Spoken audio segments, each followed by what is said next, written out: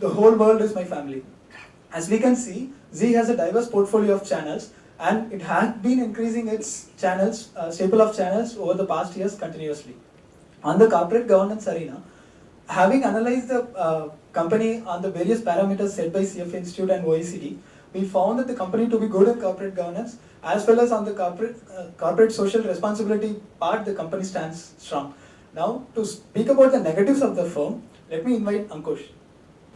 Thank you, Guna. Good evening, judges. So far, we have looked at only the positive factors that are impacting Zee. So now let us look into some of the factors which are creating a doubt in our mind regarding the same. See, as can be seen, the number of channels have been increasing, the GRPs have been highly volatile, and also the movie acquisition costs are going out to the roof, as can be observed from the 75 crore acquisition that Sony did of Ekta Tiger. Also, the persistent sports losses and the lack of impactful sports properties is a cause of concern for the company. Also, the domestic subscription growth has been tapering off in the recent years. So we expect, we expect that digitization will take care of it. Another interesting aspect that we came across during our research is that Zee amortizes its film rights on a straight-time basis, whereas Sun TV expenses it on the first telecast date, which makes more business sense. So, but we feel that Zee is understating its expenses and is following an aggressive revenue recognition method. Also, when we compare its PYE with its peers, it points to it being a little bit of overvalued. So, to carry over with valuation, I would like to invite Ankur. Thank you, Ankush. Good evening, judges. So, having looked at the positives and the negatives, now let's look at the valuation. We have done a DCF valuation and a relative valuation. On the DCF valuation, we have taken a cost of equity of 11.82% and have used an H model after 5 years with a terminal growth rate of 5%. We estimate EBITDA and PAT estimates to grow at 20% CAGR over the next 5 years, giving us a value of 314. Coming to relative valuation, in the absence of tier 1 public competitors in India, we had to resort to emerging economies. These are the competitors we selected and came up with a price of 297 on relative valuation. But we gave only a 20% weightage to relative valuation on account of the difference in economies that exists and the better analysis that had gone into the DCF method. Coming up with a price of 311 backed by a football field analysis as well. On Jan 22nd, Zee came out with its Q3 analysis. The advertising revenues here were a huge positive surprise, whereas the subscription revenues were a bit of a disappointment. Moving on to the risks. We have divided the risks into 4 parts. First, the macro risks. An increasing FDI is tantamount to increasing competition, and so a company like Walt Disney or Time Warner could topple Zee over. A slowdown in DAS rollout could hit the subscription revenue adversely. A slowing down of GDP also implies a slowdown in advertisement revenues. And the 2 tri-regulations. One, the 10+2 ad cap makes it imperative that pricing of advertisements is done very carefully in order to avoid advertising losses in the future, and the dismantling of aggregators could hit the MediaPro JV of Zee and hence its subscription revenues. The Zee has already incurred a loss of 150 crores in new channels in FY13, and these losses could persist going ahead as well. The company has also been found to refrain from investments in international format shows, which its competitors are pursuing aggressively. A depreciating rupee would mean more losses for the already bleeding sports business, and a deteriorating cash conversion cycle is also a cause for concern. Every valuation is fraught with modeling risks. So we have done a sensitivity analysis, a scenario analysis showing us a price band of 283 to 333, and a Monte Carlo analysis giving us a 75% probability of a buy. So taking all this into account, the positives, the negatives, the valuation, we recommend a buy on Zee and feel it's a stock with Zee. Thank you.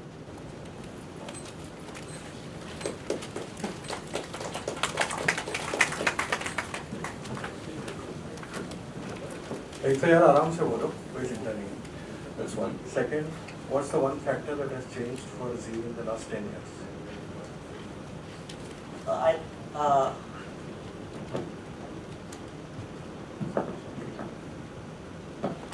think one of the factors would be the dominance that they have built up in the RGC market. Now, Zee already has a very good command in Zee Tamil and these markets, but Zee Marathi has all of a sudden become a premier market for Zee. Zee The Marathi is one of the channels which is the third viewed channel in the industry, and Z is really building up its leadership in that channel. So that is really giving a boost to their advertising revenue. So that is one of the factors we feel has changed. Just adding on to it, the addition of RGCs in the Z happened in FY12, and in that particular year, the advertising revenue shot up 59 to 60% that year. That really gave a fillip, and Z has never looked back since then.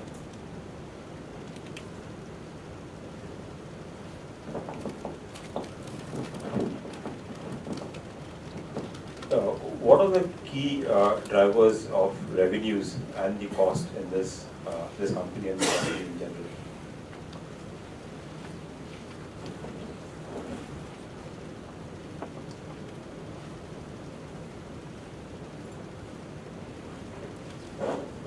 As far as the revenue is concerned, revenue is split up into two parts: subscription and advertisement.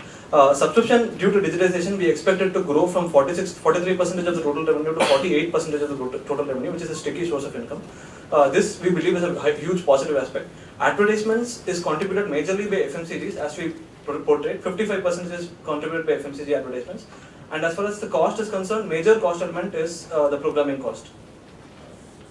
To add to that, the drivers, if you talk about, first would be in subscription revenue. One of the major drivers would be the digitalization that is coming up. So that is going to drive subscription revenue for the future. Also, the fact that Z is building up its leadership, again, people are going to subscribe to more channels. Advertising revenues, on the other hand, one of the major factors would be CPRP to CPT system, which will come in due future. Now that will give a boost to the advertising revenues. There are other factors as well. FMCG is one of the major factors. We expect it to grow, increase its advertising spends, and that is why we feel that advertising revenue will grow. CPRP to CPT is one of the key factors that we feel will propel, in combined with the sports as well, sports business. Right. I mean, you've given a lot of factors what will drive the revenue, but on cost, how do you, because at the end of it, margins is something, it's revenue minus cost will determine what kind of margins the company will have. So what's the kind of assumptions you've made on the cost side and why?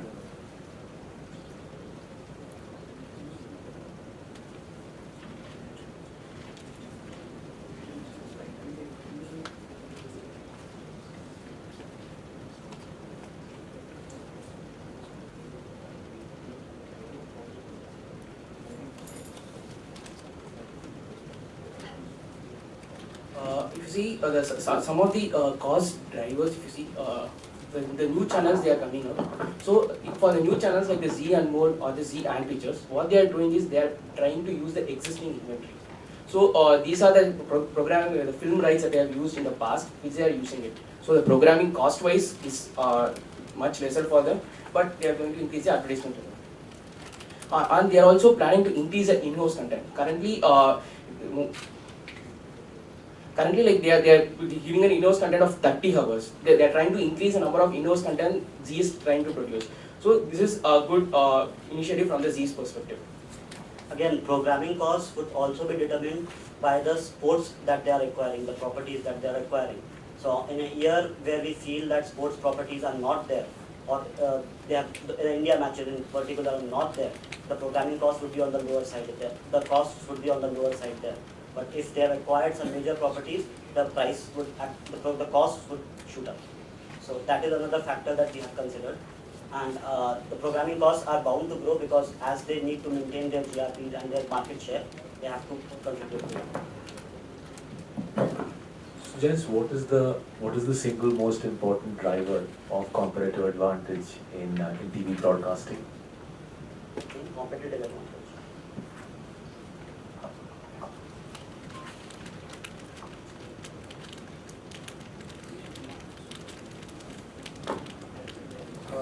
Sir, the biggest competitive advantage that Z derives is the overall reach it has.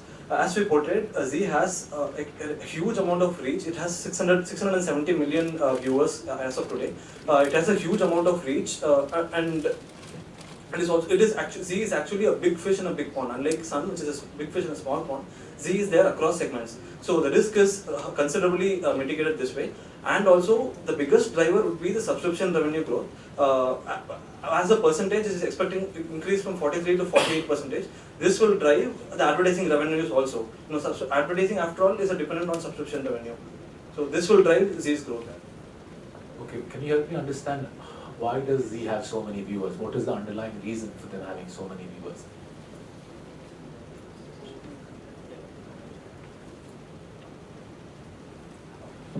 The number of channels they are increasing, and also they are targeting the female viewership segment mostly because through its GECs.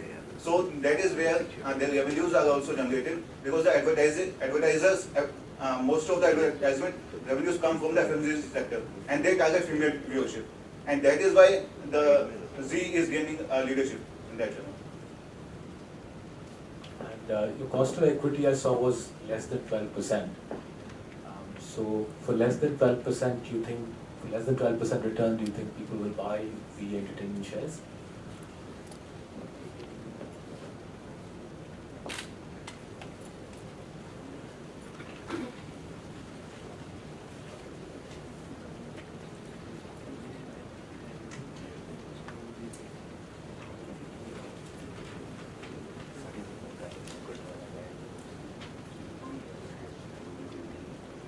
So the thing is, we've given as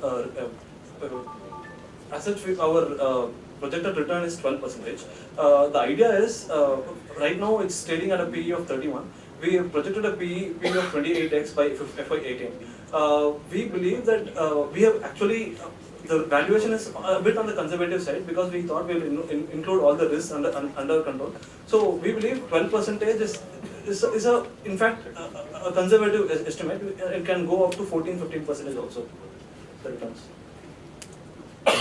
Basically, that is the reason why we have taken a sensitivity and a scenario analysis where we have shown a bullish case as well as a bearish case.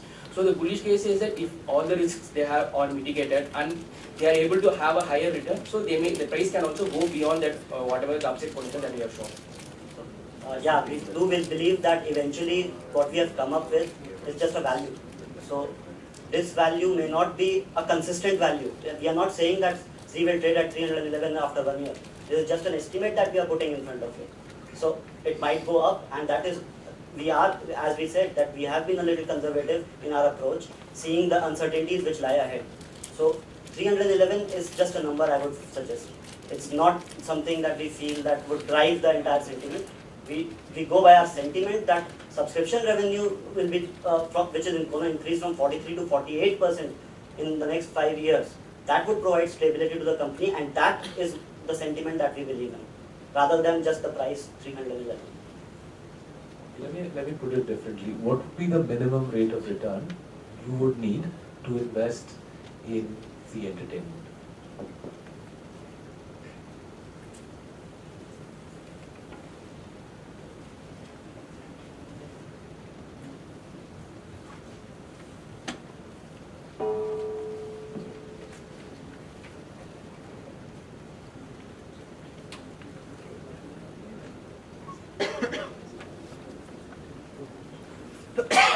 It should ideally be higher than the cost of equity, because that is the cost that they are incurring to pay to their shareholders, the equity that they have taken. So ideally, the buy would come when your upside potential is higher than the cost of equity that they are incurring. So, but as we said, that 11.8%, again, we believe that the number could have been higher. We have been on the conservative side, and hence we decided that even if it is 11.8%, there is a case where we recommend a buy for. Just to add on to this, Z is a company which has very less amount of risk compared to a comparable company like Sun. So for an investor who is risk averse, Z is a very good stock to invest in. We also want to mention Z is like a TINA factor. For India, it's the best stock in media.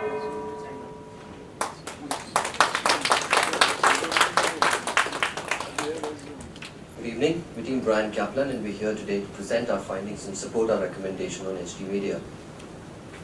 We initiate coverage on HT Media with a buy rating at a target price of 105, an upside of 35% on a current market price of 77.85 as on the 17th of January 2014. Our optimism stems from the fact that HTML has a diversified portfolio with a good mix of mature and emerging businesses. we have identified 6 key factors that have a material impact on HTML stock performance, and will revisit these factors during the course of the presentation. These are growth in the Indian print media industry, a shift towards duopoly in Mumbai, continued growth in local advertising, an inflection point in UP UK, phase 3 radio licenses, and a diversification in business mix. Let's begin by setting the context, both in terms of what HTML does and how it's placed in the industry. HT Media is one of the leading print media companies in India, home to 3 newspapers in the English, Hindi, and business segments. We've classified HTML's businesses into 5 distinct units in our analysis. As you can see, English print contributes nearly twice as much as Hindi print. But what's interesting to note, however, is the revenue CAGRs of these businesses, with Hindi growing at 14% as opposed to 8% of English. And this ties in with our macro trend of continued growth in regional print. Even though education, radio, and internet currently contribute less than 13% to total revenues, we expect them to play a more pronounced role in HTML's future. Next, we look at a split of revenue, and what's immediately apparent is that there's an over-dependence of advertisement revenue at 75%. And with this in mind, we set out to analyze the total ad spend in print media in 2012, which was 150 billion INR, of which HTML captures just a little over 10%. But to get a complete picture, we actually need to split this 150 by language, and what we find is quite interesting. In the English market, HTML has access to 67% of the total spend via Hindustan Times in Delhi, Mumbai, and Mint. And in the Hindi market, it has access to 47% of the total spend via Hindustan across 5 states. To summarize, HTML has access to 40% of the total ad spend, even though it has a selective geographic footprint. With this in mind, let's move on to what is the crux of our presentation. Why should you buy HTML? We've summarized our findings into 4 arguments to support our recommendation. Number 1, the stability that Hindustan Times provides to HTML. 2, the growth being driven by Hindustan. 3, HTML's decision to diversify into higher margin and emerging businesses. And 4th, valuation, which reveals that not only is the stock attractive from a growth perspective, but also from a valuation standpoint. HTML derives its stability from Hindustan Times. The English print market has strong fundamentals but lacks exceptional growth drivers. Circulation revenue projections are fairly flat, and ad revenue projections are well below the industry average of 11%. So why then do we look at Hindustan Times in positive light? We think that the answer lies in the nature of the industry. Print markets in India are best characterized as a duopoly, and this is great news for HT, as it finds itself in the top 2 across its product offerings. The Delhi market is a perfect duopoly with TOI and HT. The market is mature, with revenue growth being driven by ad yield improvements. HT Delhi is the proverbial cash cow for HTML and serves as a bedrock for future expansion. In Mumbai, HT has consolidated its position as a strong number 2 and has gained significant market share at the expense of TOI. We expect this market to follow a J-curve profitability and benefit from both ad volume and yield improvements. Mint is the number 2 daily in the business segment and has a focus on improving ad yields. So what we are saying then is that HT has only now reached a sweet spot after significant investments and a long gestation period, and we expect it to consistently beat industry averages purely on the back of it being the top 2 of across its product offerings. Now let us move on to argument number 2. We interpolate that a combination of higher consumption growth, rising literacy level, backed by increase in income level, has led to a higher allocation of ad spend to non-metros by advertisers. The trend, we believe, is here to stay and is reflected in expected 13% CAGR. Now let us move on to Hindustan. As per the latest Indian Leadership Survey, just released just 2 days back, Hindustan has now become the 2nd largest Hindi newspaper in India. Hindustan continues to dominate Bihar and Jharkhand with readership share of more than 50% in these markets. Revenue increase to be driven by improved ad yields apart from launch of new edition. UP UK are estimated to have a combined print ad market of rupees 10 billion. It has reached number 2 position in UP and number 1 position in UK. We believe that Hindustan is reaching an inflection point in UP UK, driving ad yield improvement. To summarize, regional print is where the action lies, and thus we argue that even though Hindustan was launched in 1936, it is only now beginning to show significant growth opportunity owing to changed macroeconomic environment. Argument number 3. As part of HT's effort to reduce dependence on print, it is now entering into new emerging businesses with higher margin and high growth opportunity. Going forward, radio, digital and education could add significant value to HT's portfolio. Fever 104 has a strong presence in 4 metros. Currently, the industry is characterized by muted growth and is expected to change after phase reauction and grow at a CAGR of 21%. HT2 is likely to reap the benefit by expanding into Tier 2 and Tier 3 cities. In digital, HT has online job portal Shine.com and HT Campus. It was also the first media company to enter into the mobile solution space. It has also ventured into education with management school in joint venture with Apollo Global, and has launched StudyMate in partnership with Mahesh Tutorial. To summarize, HT's success in long run will depend on how they manage to scale up operation in these businesses. Let's look at valuation. We have arrived at a valuation of 105 using a combination of DCF and multiples approach with a 70-30 weight distribution. Let's look at the DCF approach first. With a WACC of 12.1%, a PGR of 3% and a debt equity of 0.27, we have arrived at an intrinsic value of 102, with the terminal value contributing nearly 2/3 to it. Next, our sum of the part analysis indicates that Hindustan contributes Rs 39 and FIBO 104 Rs 8 to the 102. Moving on to the multiples approach. We have used a range of 3 multiples in the football field analysis to arrive at a stock price. The median multiple of the peer set with equal weightage assigned to all 3 valuation ratio leads us to a stock price of 113. Compared to its peers, HTML is trading at a discount of 20% to FY14 PE and at a discount of 32% to FY14 EV/EBITDA. Over the last 8 quarters, the company has underperformed its historical PE of 14.13x and is currently trading at 9.2x. So what do we know now? HTML is trading at a significant discount compared to its peers by PE and EV/EBITDA, at a 31% discount to a target DCF price, and at a 35% discount to its historical sell by PE. All of this points to one thing, that the stock is undervalued. The only question that remains now, is it the right time to invest? With the stock trading near its 52-week low, and as our analysis suggests that turnaround for HTML is in order, we believe that it is. Based on our financial analysis, we conclude that HTML has robust financials coupled with strong earnings growth. The company is expected to have healthy cash flows driven primarily by HT Delhi and Hindustan and Bihar and Jharkhand. We do not see any significant capex apart from potential radio licensing expenses. The company has a low leverage ratio and going forward it is expected to reduce further. Newsprint, 50% of which is imported, is a key component of the cost structure and averages 32% of revenue, is also expected to stabilize. Rising readership multiple and ad yield is driving the revenue growth of the company. More important, however, is the increased contribution of higher EBITDA margin businesses, up from 13% to 23% by FY18, which could result in an EBITDA margin expansion of 400 basis points. The EPS is also expected to double to nearly 13.5 by FY18. Let's take a look at the risk. Key risks to our investment rating include DB Corp's recent entry into Bihar, which could upset HTML's dominant position in this lucrative market, HTML's inability to acquire adequate licenses in the upcoming 2014 radio auctions, and as our analysis suggests, that a 1% increase in the newsprint cost would have a negative 2.3% impact on the EBITDA margins. We did a comparative analysis of the risk profile, where we found that HTML business model is still susceptible and lags behind Bennett Coleman and Javed Prakashan. And yes, we looked at corporate governance too, where we did not find any major area of concern. And with this, we conclude our presentation. The 6 factors that we identified right at the beginning helped us define